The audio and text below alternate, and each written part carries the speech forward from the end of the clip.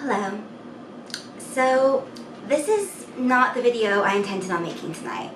The video I intended on making today actually was a vlog of me going to NYC Comic-Con, which I just got back from, and it was just going to be really fun, just kind of me walking around, going to panels, just kind of like videoing everyone's cosplay and just doing something just like a fun kind of thing to do to kind of test this new camera out and to just do something a bit lighthearted for my channel.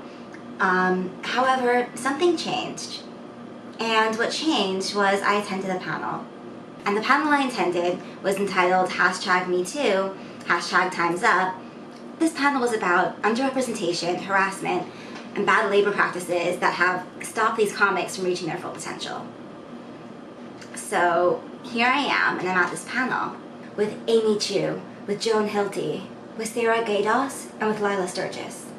And what they were talking about was how little attention and how little representation that this harassment and this abuse of power is actually getting in the comic industry, as well as the entertainment industry at large. So for example, did you know that San Diego has no formal harassment policy? That's right, the biggest comic convention in the world has no harassment policy if any members or any of the populace are subject to any form of harassment or abuse of power. This panel went on to talk about experiences that people have gone through and their own trauma. And just hearing this and hearing about how disappointed that these amazing women who are working in this industry, who are working as comic artists and who are working as, who work in publishing, who work in like these powerhouse industries where they're drawing and they're designing their own comics. They're working with people like Neil Gaiman in DC and Vertigo. You hear about this, and then you hear like about how little protection is actually offered, and how so many people in the comic industry are still doing it under a freelance basis without union protection, because it's just that way of getting your foot in the door.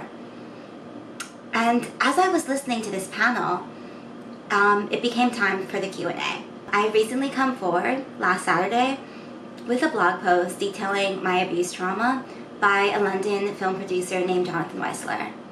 And up until last Saturday, I had never named him publicly. I had never spoken I would not like to speak his name. I'm trying to speak strongly right now, but I do still stutter because of some of the impact this trauma has had on me.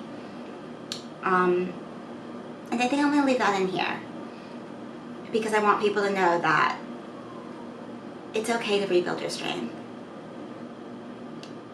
But up until last Saturday, I had never come forward publicly with any of this. I just kind of kept it to myself. And I tried to whittle myself down until I was almost nothing, because I felt like I was nothing on the inside.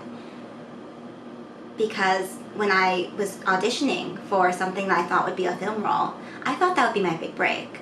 I had just turned 19, and I was at Elstree Film Studios in London, where they were filming Sherlock Holmes 2, A Cast of Shadows. I was called up to this film producer's office. So there was no kind of hotel room change. There was nothing to signify it would even be dodgy at the time. I was spiked, and I was violently raped and assaulted. This was during something I thought would be a good thing for me. This is when I just started doing some television work. I had done some commercials. I was starting to earn an income as a model. I really thought I was like going somewhere with this. And after that happened, it just set me in like the most negative spiral where I was depressed, I was anxious, I was just in the worst place. So how this relates to this panel was just hearing about, all the harassment, all the abuse of power that goes on in the entertainment industry, both in comics, both in media, in print, and entertainment. Like this is like an industry that is supposed to be thriving on creativity and like this wonderful source of power but like a good power, not a negative, I'm gonna violently rape and assault you power. This should be a power of creativity, a power where you read a comic or you watch a movie and you can escape into that world. Or if you're a writer like myself or a content creator, you can feel free to express yourself, and no one should ever feel that they've been violated. But as we all know, from Harvey Weinstein to the Kavanaugh trials, nothing feels safe anymore in this world. nothing feels sacred. Nothing feels like it can just be, you can just truly lose yourself in that without thinking about the other side. You know, I mean, who can even watch a Miramax Harvey Weinstein movie now and think about that in the same way? I mean, for me personally, American Beauty is still my favorite film, but Kevin Spacey, that was heartbreaking. Hearing about that, how this ties in to my question was that I walked up to the microphone, and I walked up to these incredibly powerful women, and I was petrified. I was just like, my heart had leapt into my throat, and I was quivering into my shoes. I was kind of like shaking so badly, but I walked up to that microphone, and I went, when I was 19, I was violently raped and assaulted by a London film producer, and this was during something that I thought would be my big break in my creative field. How do I reclaim my power? How do I move on from this? How do I find a way that I feel like I can be creative without that trauma of, if I make myself too big, I'm gonna be hurt again? Because that's been following me my entire life. And that was the question I posed. And the panelists were amazing. Let me just say, first of all, I'm just blown away by this whole experience. Amy Chu told me how she survives her own trauma and how she survived some very dark things in her life, and she channeled that into her creation for Poison Ivy, into her artwork, into her writing. Joan Hilty made a very big point of saying how disappointed she was about the lack of response that the METOO and TIMESUP movement has been getting, and how the main thing for her to focus on was to have solidarity and to realize that I was not alone. Because that was the one thing I remember saying very clearly when I posed my question, even though I may not be saying Alacrity right now because I've gotten home and some time has passed. But there are, like, these memories are just so strong. The one thing I remember saying very clearly was, at the time, this was before Harvey Weinstein, this was before Bill Cosby, this was before Kevin Spacey, this is before so many this is before the whole movement happened. And I thought I was alone. I thought that I was like, I mean, I'm sure maybe like other people it happened to, but no one was talking about it.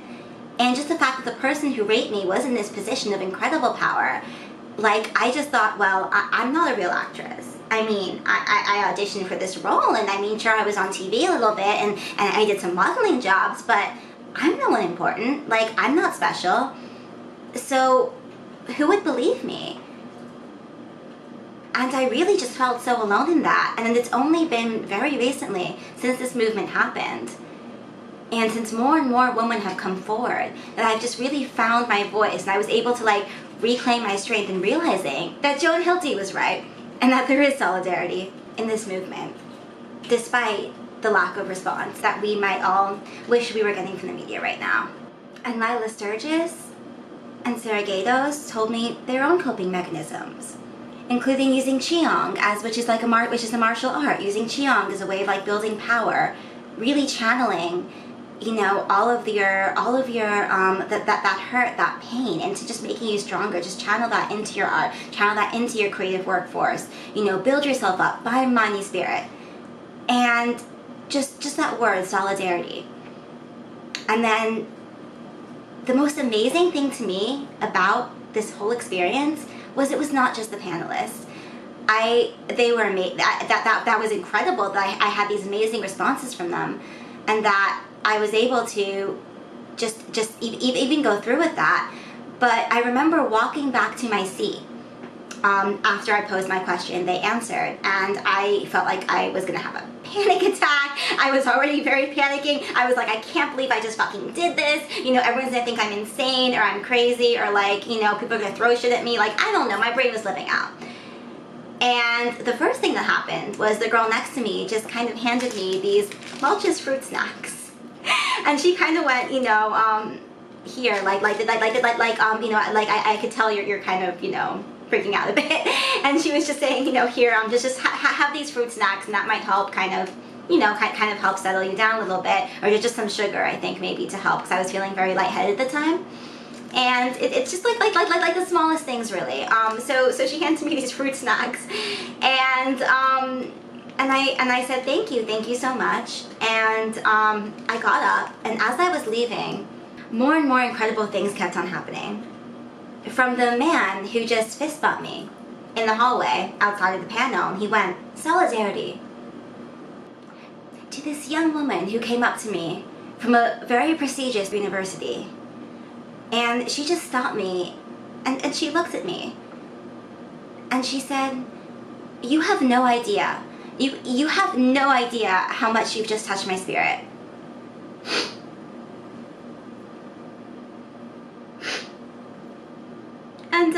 And she started tearing up, and of course, you know, I started tearing up too. And then she was kind of going, I'm so sorry, I'm so sorry, I'm so sorry. I don't want to cry. I don't want to be crying right now. And I kind of took her to the side, and I went, you know, I understand not wanting to cry like in a massive NYCC convention hall in the Jarvis Center. I understand that, but I really want to talk. I really want to talk to this young lady, and I pulled her aside, and I was like, you know what? It's okay. Please stop saying you're sorry. And she was like, no, I'm so sorry. I don't want to cry. I'm such a mess. It's just what you said. What happened to me? And then she told me her story about being date raped by somebody at this very prestigious university, and how she'd never come forward with it before. She was always too afraid. And then when she heard me asking that question in front of the panel, she said that was the first time that she'd ever really told anyone that this had happened to her. And I gave her a hug, and I just kind of, I was crying myself, and I was really trying to hold it all together, because I just really wanted to say the things, and this is the part here I really want to address. When I'm addressing like the audience, the camera, whoever's watching, I'm also addressing myself. When I say something, it's also words that are things I would like to hear as an abuse and a rape survivor. And I use the word survivor, not victim, because that's how I choose to see the situation. And I tell her first of all that how much it really means to me, like how much that just her saying that to me, it makes all of this so worth it, so like incredibly, like I can't even express like how much her telling me that just made it feel like I'm doing the right thing. Because one of the things addressed in the panel was how, you know, how the lack of response, how people aren't responding to like the incredible amount of women who had to come forward, you know, before Harvey Weinstein was even like he still doesn't want to admit he's done anything wrong, you know, he's still fucking, you know, he's still bullshitting. And like the amount of women, the amount of, you know, everything that's going on, and you know, with Kavanaugh, like all of that. And just the level of it, and you're just like, do people not give a shit? Do people not actually care that these women are being, like, men and women, you know, people of every race, every religion, every background, every goddamn genitalia, that people are being assaulted without their consent, that this is going on. And and people are so ashamed that they're letting these abuses and these terrible abuses of power happen, but yet they keep on fucking happening, right? And so like I was getting myself like I am just so grateful to have had this experience, because when I came out about my abuse trauma last Saturday, and I posted a blog about it, it got about 5 reactions. 5. Maybe it's come up 1 or 2 since then. But this was my darkest secret. This was something where I'd never, like, I'd mentioned being abused in the past, but I'd never named my rapist. And then I named him, and it got maybe 5 responses. And I can post, you know, I generally like, I'm like, hi, and I try and post cute things, and I'll be like, you know, look, I'm wearing a cute little, you know, whatever I'm wearing. I'm just like, you know, and I try to be cute, I try and make people laugh, and that'll get, you know, tons of likes and responses. And the thing is, I get it. Of course, it's like much easier to like, hey, there's a pretty person and they're wearing a cute thing and da-da-da, and walk around our merry way. But you know what? There's important issues that people need to really stand up for and speak out about. Because these issues are affecting our society in so many, like, it's a ripple effect. Rape culture is a ripple effect. You know, it starts off as banter, it ends up in gang rape. And it's just one of those things that I really feel like needs to be addressed more, and I feel like people need to react to it more. And I remember talking to one of my friends in London, and I was asking him, you know, I think I was kind of complaining. I was very depressed at the time, and I was like, you know, I just came forward with my rape, and like no one's responded to it. And he said maybe they just didn't know what to say. You know, and I'm sorry, but we've reached a point where not knowing what to say is not good enough. Be uncomfortable, be angry, be mad, be furious. Sure as hell I am. But what I am not anymore is I am not silent.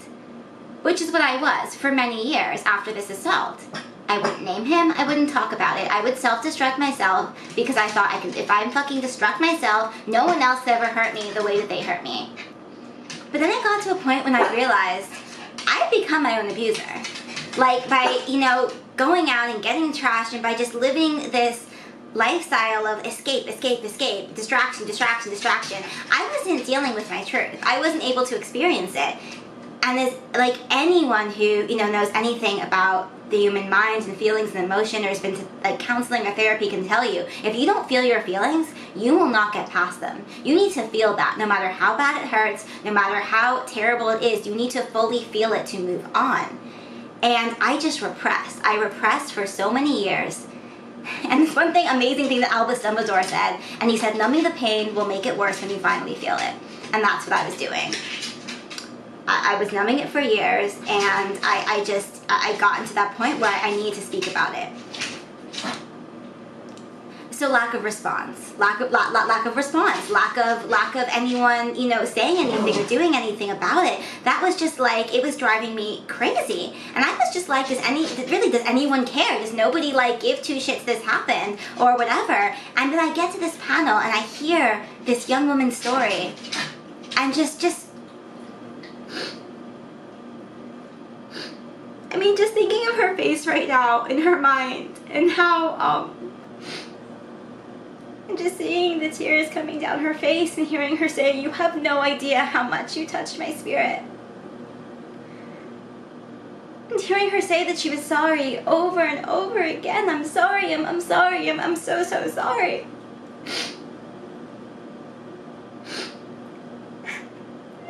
It just reminded me so much of myself, and it reminded me of how I apologized for breathing. I would apologize for so many things just because it became almost a learned behavior for me, where I would apologize. And a great friend of mine, somebody I really look up to, one day when I was apologizing over and over again, they just turned to me and they said, you know what? I used to be like you. I used to apologize all the time. And then there got to a point when I realized, whenever I said I was sorry, I was apologizing for being on this earth. And that was just so powerful for me. Just hearing that, I was apologizing for being on this planet. Because that's how I felt. I felt like I was garbage, and I thought that there was just, I just thought that I somehow deserved this. And nobody does. And we need to stop saying we're sorry. We need to start, unless we've truly done something wrong that we have to apologize for, we need to stop saying I'm sorry, almost as this habit, you know, whereas I bang into someone, I'm sorry, I might have said something wrong, I'm so sorry. You know, I once banged into a thing of NyQuil at a drugstore, and I apologized to the stand of NyQuil because I bumped into the stand of NyQuil, and at first I was on autopilot. I'm sorry, I'm so sorry. You know, when I die, I don't want my tombstone just reading, you know, here lies Allison, she was really sorry that she ever existed. And I don't think anyone should feel like that. But just knowing that there are so many women out there who still do, just knowing that, it just makes this so much more important. So to that young woman, you have nothing. You have nothing to apologize for. To anyone who's been hurt or assaulted or made to feel less than anything that they are, you have done absolutely nothing wrong. And it is time to own your power.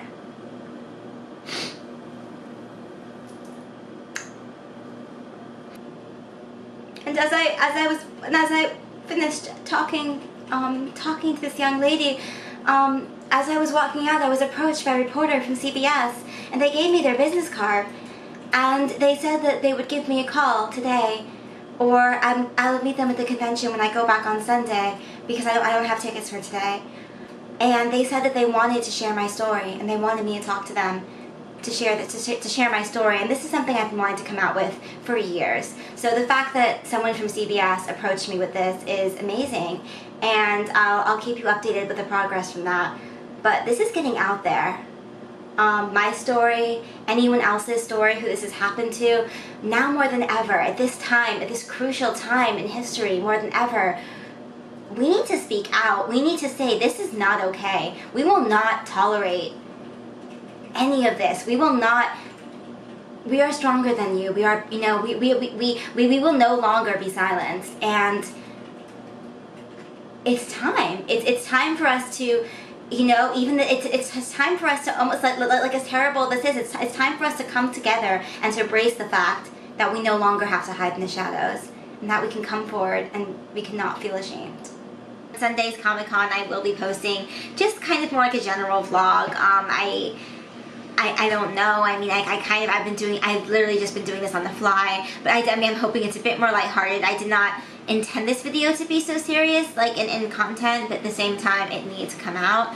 And I'm just so grateful for the chance to have this momentum, to really be coming forward with my story, and to realizing, wow, this is affecting people. Something I'm saying is having a massive impact on somebody's life. And I don't care about how many people, if it reaches one person, if one person just kind of feels that they're not alone in this, then I'm going to do everything I can in my power to continue with this thread. But on a lighter note, I do want to post, some cute videos as well, and just some photos of me, wandering on Comic-Con, and some Dragon Ball Z things and Wookiees, and just like kind of what I intended this vlog to be, but it ended up being something else. But on that note, again, I don't regret any moment of it, and I'm very grateful to have the opportunity to have a camera to be able to share my voice.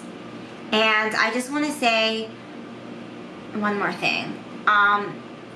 Anyone who's watching this, you are brave, you are courageous, you are beautiful, and you are stronger than you ever would have possibly imagined. And take this from somebody who has self-destructed to the point where they prayed for death. So I'm being 100% right now. One last thing. So all of the Jonathan Weislers, Harvey Weinstein, Bill Cosby, Kevin Spacey's, all of the predators and scumbags out there in the world who think that they're gonna bring us down, guess what? Your time is up.